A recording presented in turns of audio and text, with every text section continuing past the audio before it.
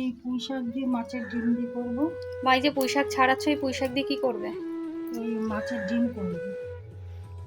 এই পাতাগুলো দিয়ে শুধু করবে? না, ডাটাও নেবো, পাতাগুলো আলাদা দেবো। ওই জন্য পাতাগুলো আলাদা করে নিচ্ছে। ডাটার গায়ে তো নোংরা থাকে না, পাতার গায়ে তো নোংরা থাকে, ওইগুলোই ধুতেই হবে।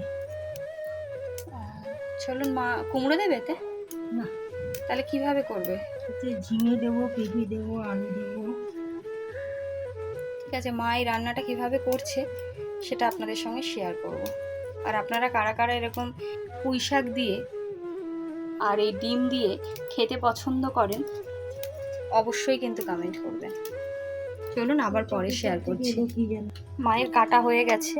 এই যে এখানে মা পুঁই শাকের পাতাগুলো রেখেছে, আর এখানে মা বলো এটা ঝিঙে, আলু। এটা ঝিঙে, পটল, আলু, এইটা আলু, এটা পটল, হ্যাঁ, এটা আর লঙ্কা। এখানে আছে পেঁপে আর ডাঁটা, আর এই পাতা। পেঁপে, ডাঁটা, আর এদিকে এই পাতা, ঝিঙে, আলু, লঙ্কা, এইগুলো দিয়ে মা করবে পুঁই শাক, তাই তো? এতে ডিম দেবে, তাই তো মা?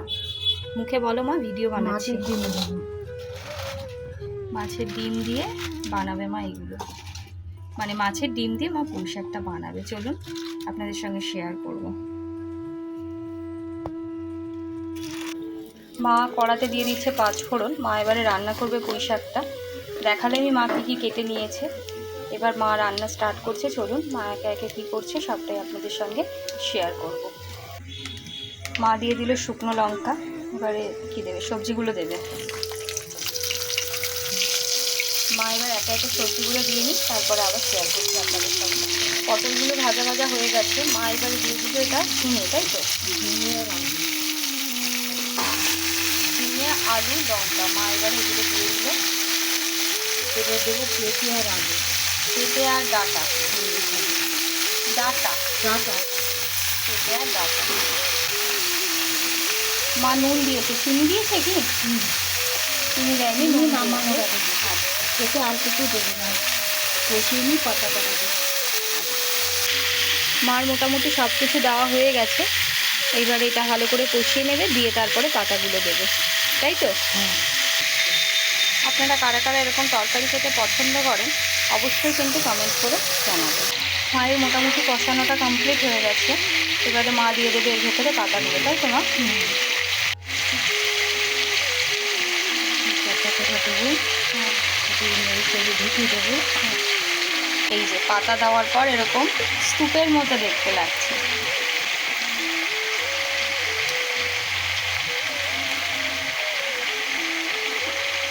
মা রান্না করে যখন, তখন মনে হয় কত সহজ, কিন্তু করতে গেলে বোঝা যায় যে কত সহজ না কঠিন।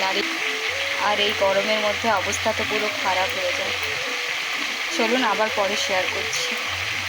ওই দেখুন কত পাতা, পুরো স্তূপের মতো লাগছিল, এখন একদম মজে গিয়ে কি অবস্থা। এই ব্যাপারটা না আমার ভীষণ ভালো লাগে, যখন পাতাগুলো দেয় একদম স্তূপের মতো সবুজ সবুজ, আর এখন পাতা খুঁজতে হবে।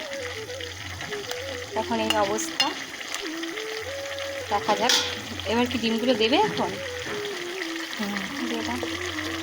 হালকা ভাজা ডিমগুলো, কিন্তু খুব ভাজা নয়, হালকা ভাজা। চলুন মা করে নিই, চলুন আবার পরে শেয়ার করব।